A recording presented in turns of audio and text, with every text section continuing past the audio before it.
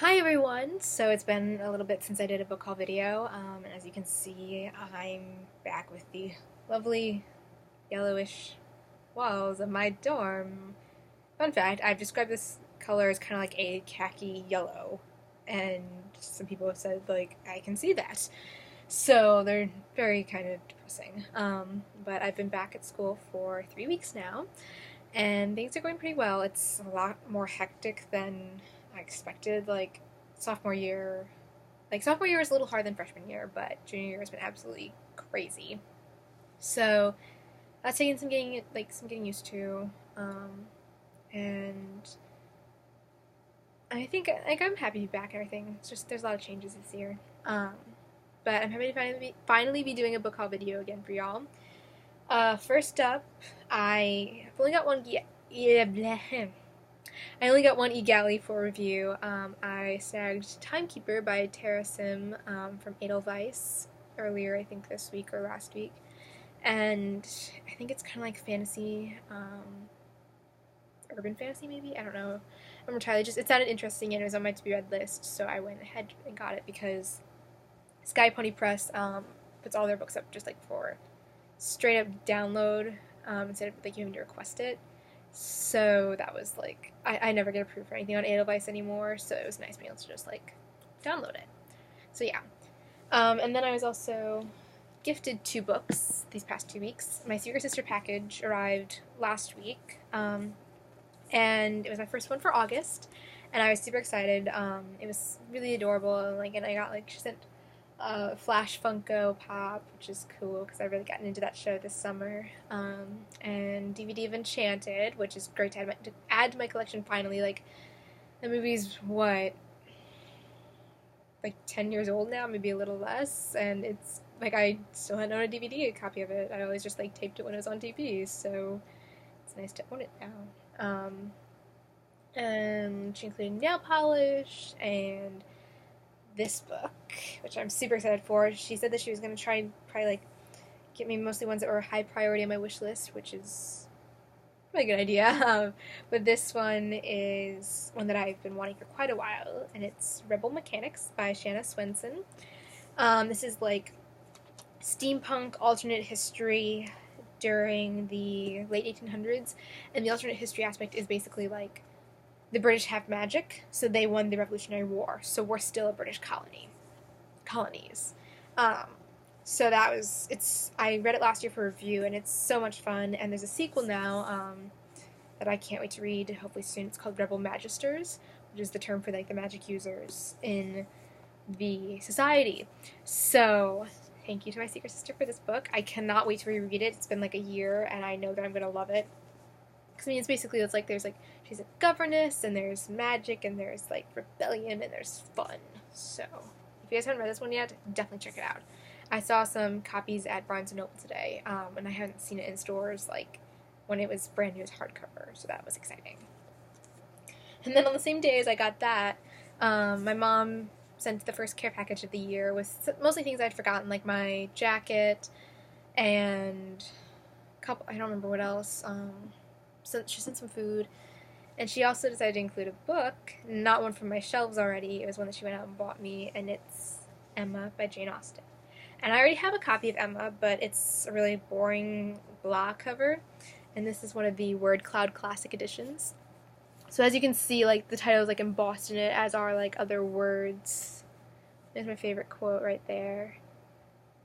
And it's basically like it's kind of like this leathery finish, and it feels so cool, and it's so beautiful. This is what the end papers look like. For my birthday, they got me a copy of The Secret Garden that looks like this from this collection, and then when we got back to Kentucky for the start of the school year, I got a copy of The Adventures of Sherlock Holmes in the Word Cloud Classic collection from Joseph-Beth. So thank you to my mom. Emma's one of my favorite Jane Austens. Just, I mean, partly because of my name, but also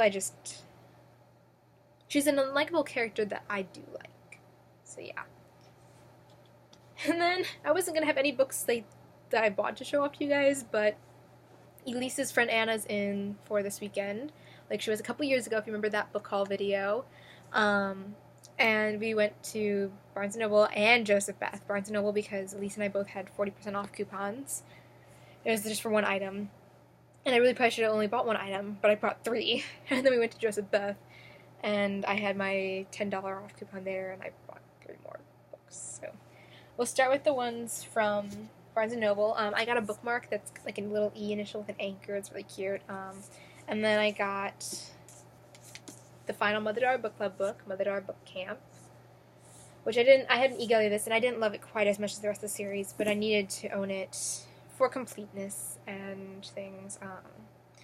But honestly, I think I'm gonna kind of I don't know.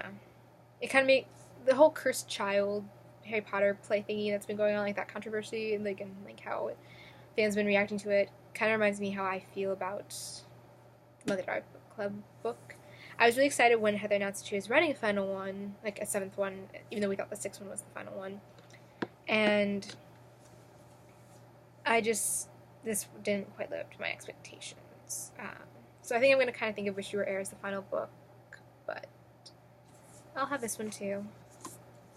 They had the original, they originally made the cover so that it was Emma on the front carrying the canoe and Jess on the back.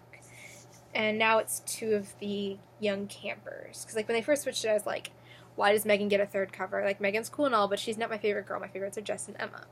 And I was, really pissed off. And they were explaining that they wanted to show those to the campers. And I still don't like the publisher's decision, but whatever. Very mixed feelings about this book, as you can tell. Anyways, and then the other book I got is the final Princess Academy book by Shannon Hale. I had an e-gallery of this one as well a couple years ago, maybe a year ago, I think, yeah. And it's so good. It's a good conclusion to the series. It was, it's just continual girl power, but without being, men are bad. And I just, even though they're literally titled, Princess Academy, it's so much more than being, a girly, pink-loving princess. That's what I really love about the series. And when I got back, I discovered that I had this on my Secret Sister wish list. So, sorry to my Secret Sister. I'm usually more careful in this about buying things off of that wish list, and I think for the longest time I had this on my normal list I can buy off of. So, if you've already gotten me this one for some reason, just let me know through my buddy, and I can go return it. So, yeah. And then the 3 books I got, Joseph-Beth. I kind of wanted to buy all the books, as I usually do when I go to Joseph-Beth. But I knew I needed to limit myself to 3. So I chose... Let's start with the one that, I had done 4 books, and 2 were definite I was getting, and there was, kind of a toss-up between 2 others. And I ended up going with Court of Fives by Kate Elliott. It is the first in a low fantasy series, if you've read The Winter's Curse, that's a low fantasy series because it's set in a completely different world. It's definitely not ours. The culture may be slightly based on ours, but it's not our world. But there's no magic. And I'm pretty sure that I've read The Court of Fives, but it's been a while, about a year.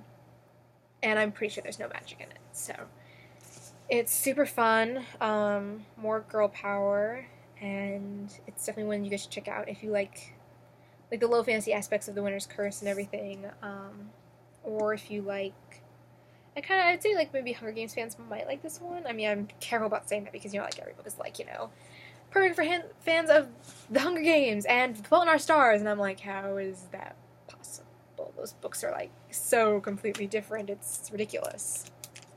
But I'm excited to own this one in hardback, especially because the 2nd book just came out a couple weeks ago, and I'll probably be acquiring it in hardback eventually. I haven't read it yet, but I heard it's good. So yeah. And then the other 2 I got are ones that I've wanted for quite a while, and every time I've gone to the store to get books, and I don't have a certain one in mind, these are on the list, and they always are the ones that I end up cutting. So I decided it was time to finally buy them. They're both ones I gave I think about 4 stars, and they're super good. The first one is The Anatomical Shape of a Heart by Jen Bennett. I had an e-gallery of this one. I was on the Sunday Street themed blog tour back in November when it released, and it's a really good contemporary, very there's a good ship, and it's artsy, and like interesting characters. I mean, there's a little unnecessary drama, I felt like, but it's good overall. And then the third one I got is Tell Me Three Things by Julie Buxbaum. I think that's how you say the name. I have an arc of this one, which means I can now trade it. I was on the early blog tour for this book, and it's kind of, I really am into YA versions of You've Got Mail these days. Like Jen Bennett, the author of The Anatomical Shape of a Heart, has one coming out in April, which I am stoked for. Like, it sounds like it's gonna be so much fun. And then Cassie West's latest just came out, and that was definitely a YA You've Got Mail. And, oh gosh, I'm feeling there's another one, that was basically a YA You've Got Mail fairly recently. I don't remember what. But Tell Me Three Things kind of has some, You've Got Mail aspects to it, too. Although not as much as the others that I just mentioned. So, fun fact, Joseph-Beth, the stickers they put on the back of their books, to show the price, they usually come off so well, and this one didn't. It's leaving the sticky residue and then pieces of the sticker. What in the world? One of a bookworm's number one problem is that, when stickers leave residue, it's just so gross. Ugh. Anyways, on that lovely note, I'll end this book haul video. Thank you for watching and putting up with the terrible lighting in my dorm room and the khaki yellow walls. And hopefully I'll have some more fun books to show you in a couple weeks. If I'm counting correctly, which I don't think I am. No, I think I am, yeah. I will have been to Sarah J. Maas's event in 2 weeks, and I'll have Empire of Storms to show you, all pretty and signed, so stay tuned for that if I hopefully have the time to do a book haul that weekend. Bye!